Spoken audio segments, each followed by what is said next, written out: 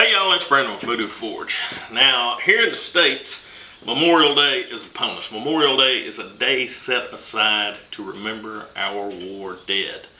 And we've had a lot of them since the inception of this country. Over 1,350,000 total war dead. Over 666,000 are combat deaths. The rest of them were accidents, illness, things like that. But they all died in service to this country. Now those are some huge numbers. And remembering or memorializing that many people, it's hard for me to do. It just gets away from me. You know, I can't even fathom those kind of numbers. So what I try to do is I try to focus on an individual stories, and that helps me, you know, remember them, memorialize them, honor them. And so I figured I would take y'all along with me this year. I picked a local hero around here, David Robert Ray. They call him Bobby, and he's from Warren County, Tennessee, right down the road.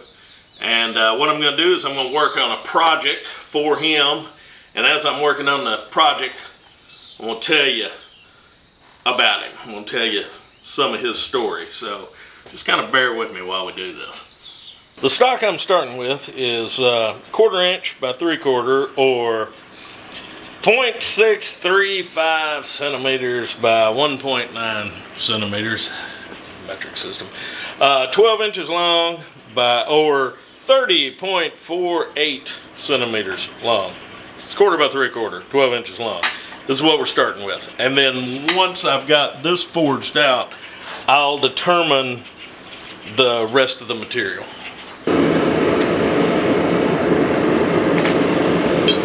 Alright, now if I can get a hold of it. Oh no, we burnt the metric off. Alright, so Bobby was born on February 14th, Valentine's Day, 1945 in McMinnville, Tennessee. In 1963, he graduated from City High School in McMinnville and got a scholarship to the University of Tennessee in Knoxville and headed up there to go to school. And while he was going to school at Knoxville, he also earned an associate's degree at Cumberland University in my hometown of Lebanon, Tennessee. And he got that in '65, and then in March of 1966, while he was still finishing up school at UTK in Nashville, he enlisted in the United States Navy. So this is a chop puller, and I'm hanging about, I don't know, 3/4 of an inch, maybe a little more through, and this will puller it on both sides.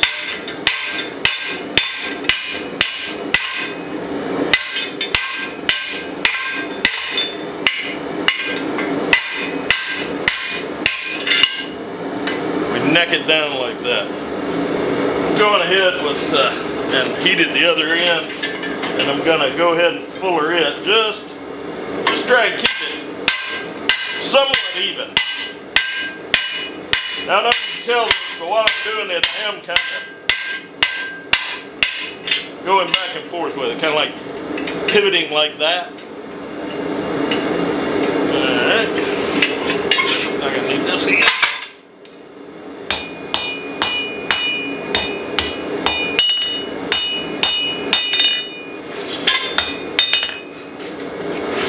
Okay, I'm hanging it off to the fuller, off the anvil.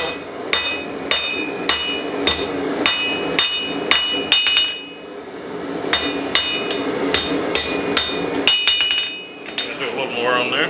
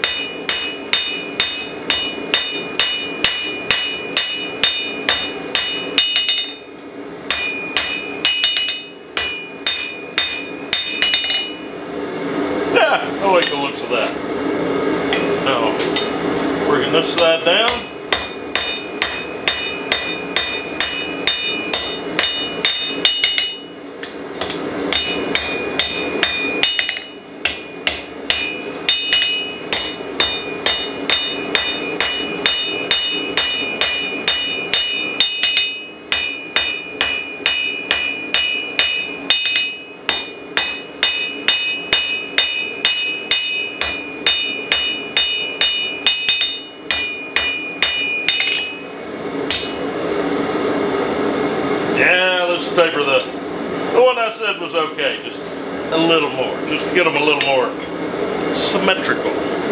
Should have enough heat in this, this ain't gonna take much.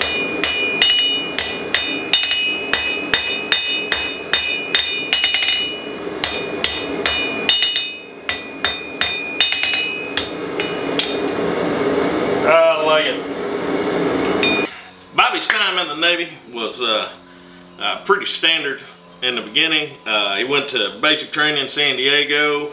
He went to the Navy Hospital Corpsman School in San Diego. He was promoted to Hospitalman Second Class on June 20th, 1966. His first assignment was on the USS Haven, which is a hospital ship. And while he was there, he was promoted to Hospital Corpsman Third Class in April of 1967. In December of '67, he was assigned to the USS Naval Hospital in Long Beach, California, and promoted to Hospital Corpsman Second Class. This is my big switch block. I don't get to use it a lot, but boy, when I need it, it sure comes in handy. It's got a nice, gentle curve that we can use to get a good, or we can drop it. We can use to get a good start on this.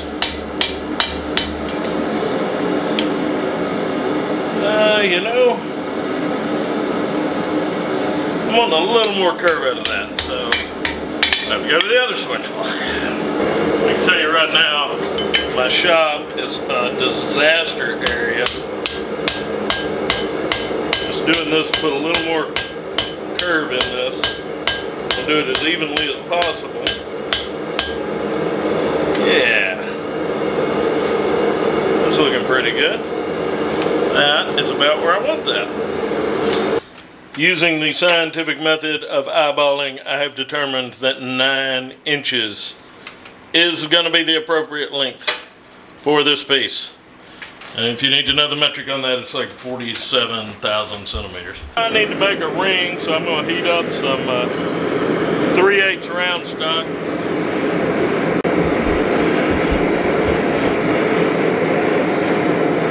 Oh yeah, there we go. If you want to make perfect circles on the regular, make a jig. It's not that hard. Of course, it helps if you don't get too much of your material hot, but you can still get it done. Oh, I shouldn't have talked shit. It's okay, because we're going to cut this and flatten it.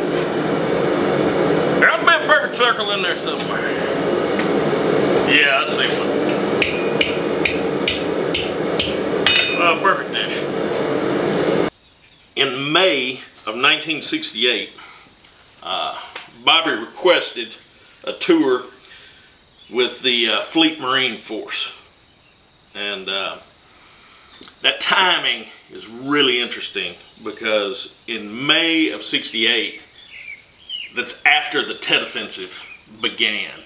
You know, a lot of it was over, but he was still, you know, I'm sure, seeing televised images of the Marines at Quezon, and he'd seen the fighting in Way City. You know, he knew what was going on. You know, you know, he wasn't going into this blind. You know, he knew things were really amping up, and he requested that. You know, he asked for it. He wanted to get in there, you know, as a corpsman, and you know, I can only imagine he was just like, I can help people, and so he was sent to Field Medical Services School at Camp Pendleton, and when he left, he was a Fleet Marine Force corpsman. For those of you who don't know, the Marine Corps does not have their own medical personnel. They have Navy corpsmen. They're the medics. They're the guys with the Band-Aids and the plasma. And that's what he was doing. That's what he was off to do. On June 12th of 1968, he arrived in South Vietnam. make some stuff for the top of the anchor. Oh yeah. Back to the chop filler. I'm hanging about 3/4 over this time.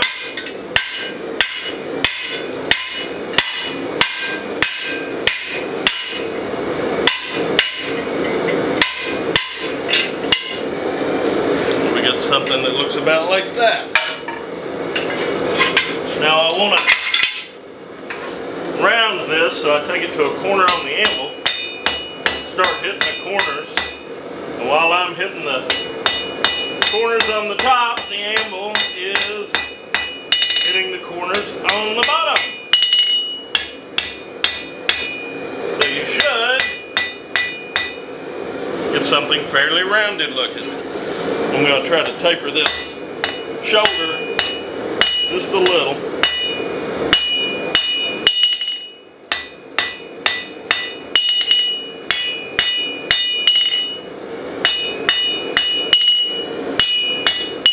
There we go, we get something like that.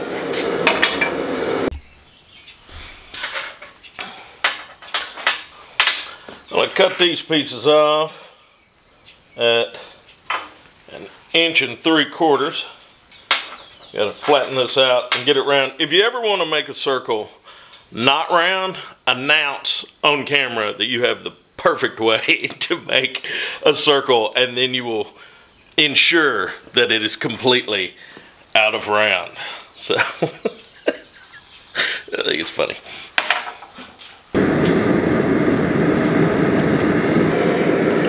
There we go. Oh, that's so bad. So bad out of whack. We'll get it round though.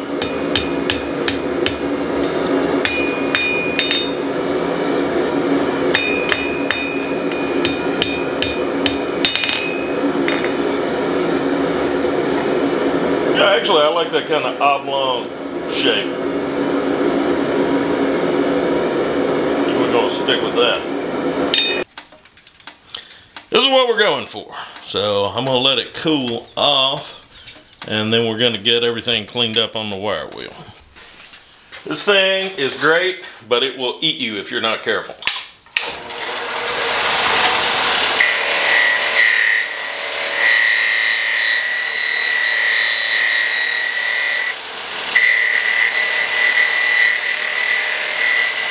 This is where I want everything. So I'm going to tack it real quick.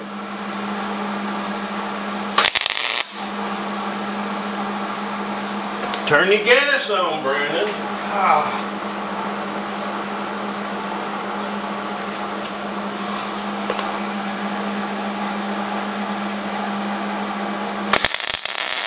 Oh, that's better.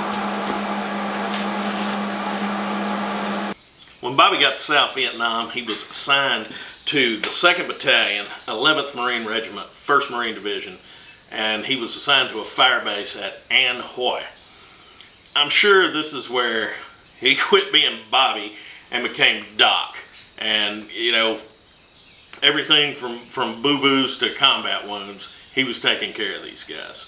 Now, Marines might give their Navy corpsmen a little crap, but they're not going to let you do it. You know, those guys took care of their corpsmen, and the corpsmen took care of them. Just going to flap this to the welds and all of it.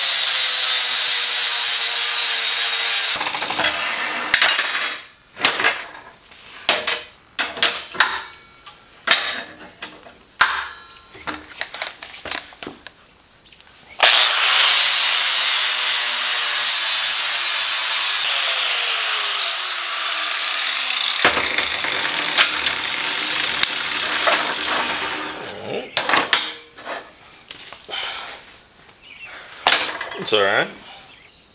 By March 19th, 1969, Bobby had been in country for 281 days. He was salty, there's no doubt. He was a senior corpsman for Battery D, 2nd Battalion, stationed at Phu Loc, a fire base at Phu Loc, and his actions on that day are why he was awarded the Congressional Medal of Honor.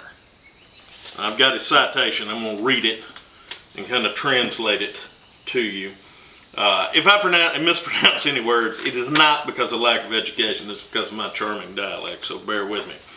For conspicuous gallantry and intrepidity at the risk of his life, above and beyond the call of duty, while serving as hospital corpsman 2nd class with Battery D, 2nd Battalion at Phu Loc near Ahoy, during the early morning hours, an estimated battalion-sized enemy force launched a determined attack against the battery's position and succeeded in effectively penetrating the barbed wire perimeter.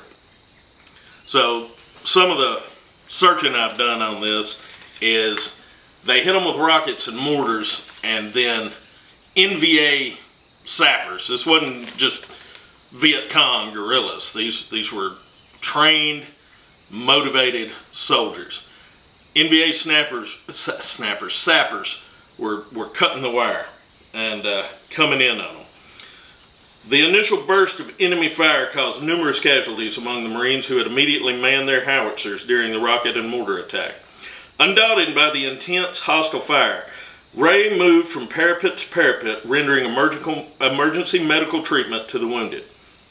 So, they've got all this incoming, rockets and mortars blowing up all around them, and he's got the relative safety of the sandbagged positions, but for him to do his job, he has to leave the relative safety of that and go out in this, and he's treating wounded Marines as he comes across them.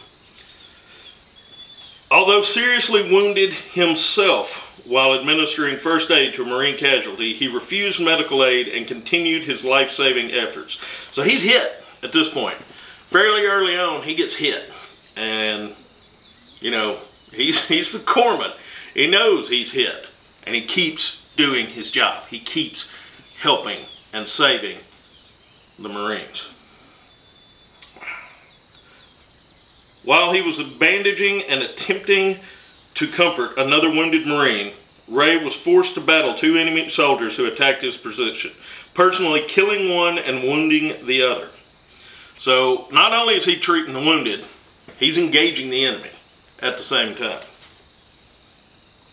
Rapidly losing his strength as a result of his severe wounds, he nonetheless managed to move through the hail of enemy fire to other casualties. So, you know, at this point he's got blood loss, he's probably starting to go into shock, and he knows this. You know, these were conscious decisions that he made to keep doing his job, doing what he could to save his brothers out there. Once again, he was faced with the intense fire of oncoming enemy troops, and despite grave personal danger and insurmountable odds, succeeded in treating the wounded and holding off the enemy until he ran out of ammunition, at which time he sustained fatal wounds. So, let's see, 69, he probably would have had an M16. Let's say 5 20-round magazines, so 100 rounds of ammunition, at least, minimum. He's treating the wounded, he's fighting them off, and I never run across too many old boys from up Warren County that weren't pretty good shots. So, you know, there's no telling what kind of hurting he's putting on the enemy at this point. Ray's final act of heroism was to protect the patient he was treating. He threw himself upon the wounded Marine, thus saving the man's life when an enemy grenade exploded nearby. And I know it's kind of cliche, you know, diving on a grenade, diving on somebody to protect them in movies and things now, but that's, you know, I believe it is cliche because it's, I mean, that's happened a lot more than you would think about. And that's, you know, I mean, that's not something you can really train for or plan on. I mean, that's split second. You got to be born with that. I mean, just damn. By his determined and persevering actions, courageous spirit, and selfless devotion to the welfare of his Marine comrades, Ray served to inspire the men of Battery D to heroic efforts in defeating the enemy. His conduct throughout was keeping in the finest traditions of the United States Naval Service.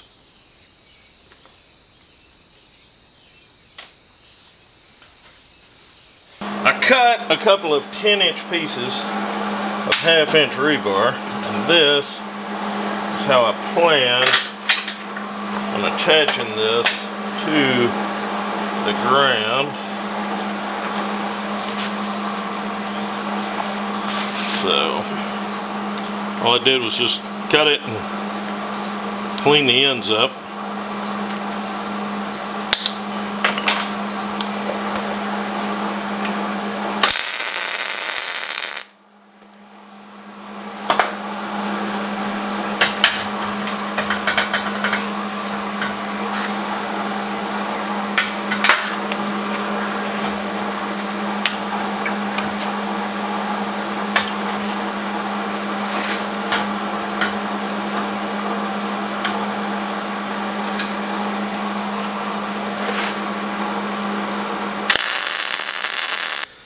Here's our finished product.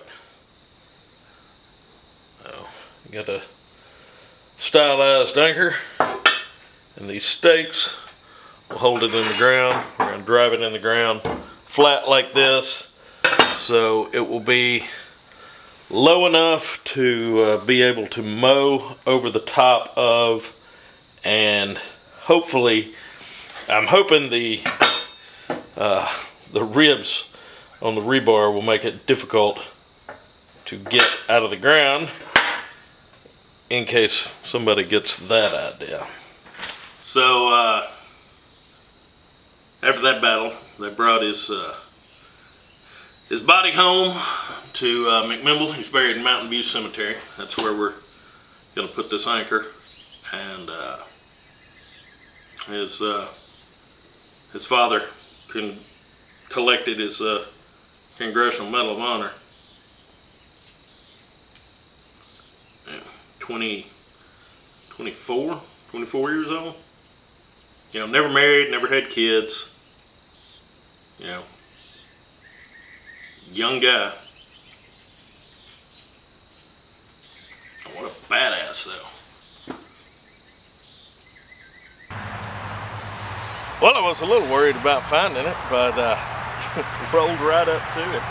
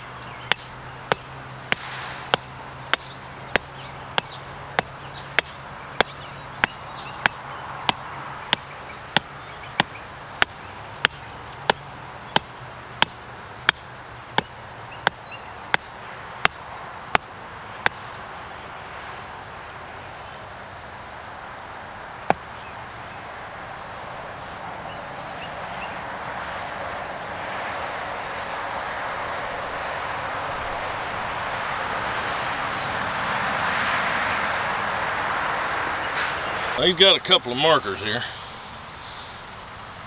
This one just has a purple heart on it, so I'm guessing this was his first one. And